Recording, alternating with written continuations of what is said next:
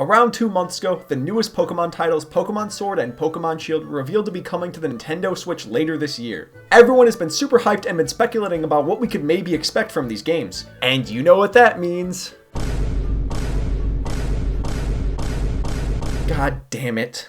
Leaks. We've all seen these. From fan art, to incredibly well put together 3D models, to stupid ass lists on 4chan from people claiming to work at Nintendo. A few months ago, we took a look at some Super Smash Bros. Ultimate leaks and rumors, which was a lot of fun. But that video was only about one singular game. We are coming up on the 8th generation of the mainline Pokemon games, which means there are a lot more leaks and rumors to look back upon. I love looking at rumors, especially if they were from one of my favorite games. And if you know anything about me, you know my favorite series of all time is The Legend of Zelda, but my second favorite is Pokemon. The Pokemon community is probably the most overrun with fake leaks, as there are people out there who make a living clickbaiting people with fake Pokemon. You know, those channels who drag a tiny topic out for 10 minutes with fake Pokemon in the thumbnail and then claim they don't clickbait and only cover real news. You know who you are. Pokemon definitely has some of the most extensive and largest amount of rumors every year. Pokefans are kind of impatient and want to know everything as soon as possible, so people believe whatever they want to be true. There are so many Pokemon leaks out there that if I covered every single one, this video would be like 10 hours long. So I'm only going to cover the most memorable rumors, ones that even turned out to be true, and then maybe a few that are just so ridiculous I can't believe anybody believed them. Let's start with Gen 1. Yeah, there weren't really any Pokemon leaks for the first generation of Pokemon. The internet was barely even a thing in the 90s, and there wasn't really any much to leak anyways. There were just small hints like new Pokemon showing up in the anime, with the most famous being Ho-Oh showing up in the first episode, even though Gold and Silver wouldn't be released for over 2.5 years later. We did recently finally get access to the Gold and Silver demo versions from 1998, which have a ton of unreleased Pokemons and ones with different appearances. I wouldn't really consider this a leak per se, because we only now have access to this 20 years later, but it is really cool to look back at the development of these games. Although I'm still pissed off that the Shelder on Slowbro and Slowking wasn't turned into a Pokemon. That always confused me, and now I'm even more triggered because the sprite for it is right there in the demo version. The internet slowly began to develop and become more mainstream near the release of Generation 3. You'd think this be the start of Pokemon leaks online then, right? Well, yes and no. I was able to find this excellent timeline online that covers leaks for every generation of Pokemon, which I will leave a link to in the description. The timeline clearly shows a few of the Pokemon, including Kyogre, Groudon, and the starters, were all leaked online before the release of Ruby and Sapphire. The problem is that for the life of me, I cannot seem to find any concrete evidence of these leaks actually existing. These leaks just happened way too long ago, and nobody seems to have any saved images or posts that could prove the existence of these leaks. It's a shame too, because these could have been the first true online leaks for Pokemon, but for now, we have to take this with a grain of salt. There were also a few more Pokemon that were maybe leaked online, but they were a lot less impressive, and the last two leaked were Wingull and Whismur, which makes me think these leaks might be fake because nobody would buy a game if they knew about those fuckers. Now, Generation 4 is really where the online leaks really began, but before we look at some real leaks that came out to be true, let's take a look at everybody's favorite bullshit blurry Photoshop images posted on 4chan. Did anyone really believe this? This one just creeps me out. Honestly, I wish this one was real, because this would have been on my Pokemon White team instantly the first time I played it. This is great. What the fuck? Several Sinnoh Pokemon were revealed in the anime before the Diamond and Pearl games were even released. These include Munchlax, Lucario, Bonsly, but these again aren't really any leaks. The big leak that I'm sure many of you remember if you were around back then was the rumor that the starters would not be fire, water, and grass types. The leaker said that the starters would instead be psychic, fighting, and dark types. These three types form their own triangle, and yes, many people did believe this would happen. To this day, people are still wishing for the starters to have new typings, but let's just face the facts, it's sadly never gonna happen. That's what the secondary types are for. Oh yeah, and this leak also mentioned Roselia and Electabuzz getting evolutions along with the physical and special split. So I don't know how they got all that right, but not the starter types. Maybe they just did it for attention and hey, they got their wish. Koro leaks began to start floating around the internet around this time, and these give us tons of new information. New Pokemon, the new region, and new characters. This was incredibly cool for Diamond and Pearl because so many Pokemon got new evolutions, which was so hype for kids like me growing up. And we didn't have to worry about any fake Koro leaks either. That lasted for about 5 seconds. These leaks are actually some of my favorite. Some of the artists who make these leaks are incredibly talented and they really make you want to believe them. And if you have no idea what CoroCoro is, it's a magazine with tons of new information every month, and Pokemon usually has some small new insights. So people Photoshop pages to look like magazines and then they take blurry pictures. It's kind of a lot like Smash leaks actually, except these can actually be somewhat believable. So let's take a look back at some more memorable of the fake CoroCoro leaks and see why the hell we actually believed them.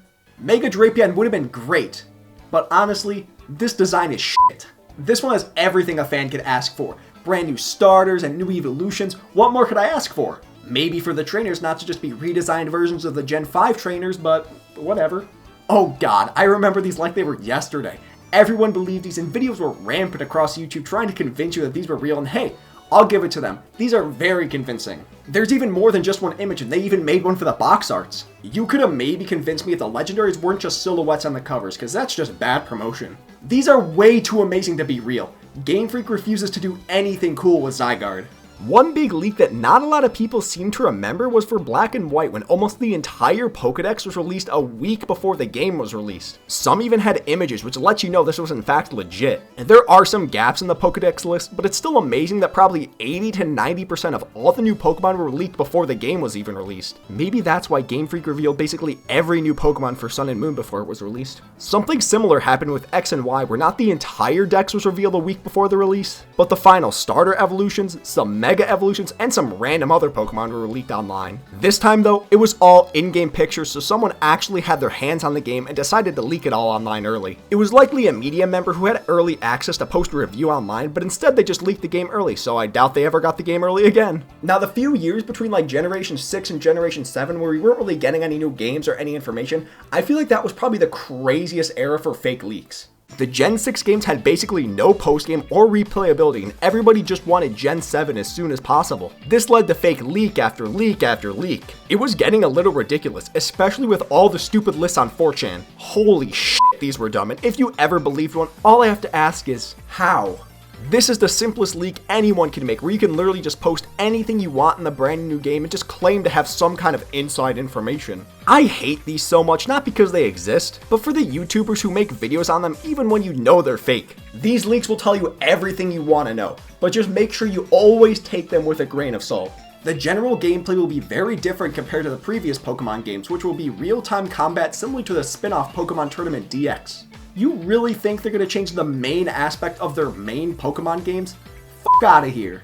Kanto was broken up into islands. They just did islands. Are you stupid? Some of the Italian leakers rumors were true. No, they weren't. 50 new Mega Evolutions? You know how to get some attention with a bullshit claim like that. Go ahead and dismiss what I've told you as false. You will all be sorry once you hear the news. It's been 3.5 years since this post. I'm still waiting on the news.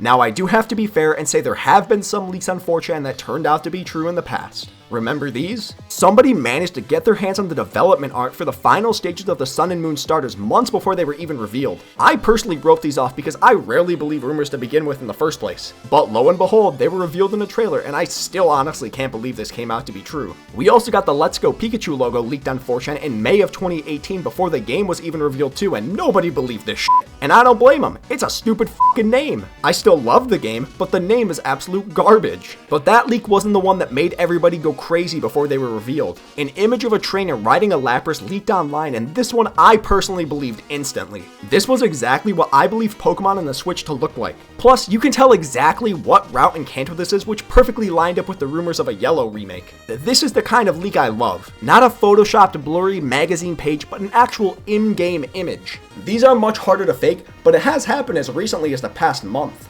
After the Sword and Shield trailer, a leak was posted online not even a week later of some weird bug Pokemon flying in one of the caves of the trailer. Everyone believed this, and it is one of the most well done and convincing fakes I have ever seen. And it's even more impressive when you learn that this was made in less than a day. The creator posted a video on how he made it, which I really recommend you go check out because it is really cool to see how something like this is done. Now that might be the best fake Pokemon gameplay leak, but let's take a look at what might be the best real Pokemon gameplay leak.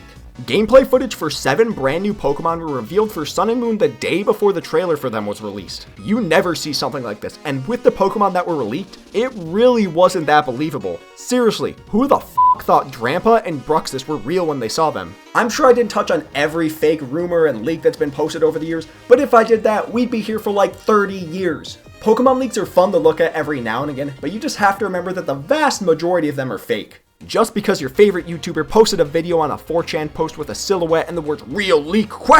in the thumbnail doesn't mean it's true. In fact, it's more likely not. The point of this video was to give some information about the history of these leaks so we can look to the future and be able to determine when a leak is likely real or fake. You can sort of put them into a hierarchy. If it's an actual in-game footage or an in-game image, it has the highest chance of being real. If it's a Coral leak, it's likely fake, but there's still a chance of it being real. And if it's a list of things on 4chan, it's just fake as fuck. Leaks and rumors are just a part of the Pokemon community at this point, and they are here to stay. Just be sure to be on your toes this time of year, because as the countdown to Pokemon Sword and Shields continues, the leaks and rumors are going to continue as well.